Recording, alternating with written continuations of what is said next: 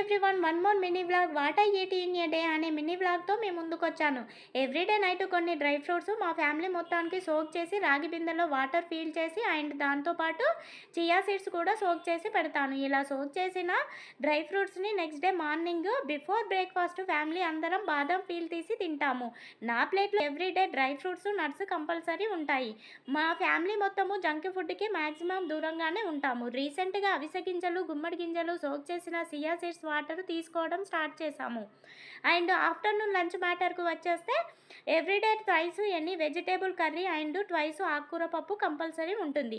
Finally curd రైస్తో complete చేసేస్తాము. Next డిన్నర్లో ఎన్ని ఫ్రూట్స్ కంపల్సరీ ఉంటుంది.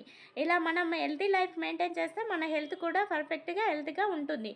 సో మీరేమంటారు ఫ్రెండ్స్, కామెంట్ చేయండి. Please like, share, subscribe. Be healthy, be happy. Bye. Thank you all. Keep watching.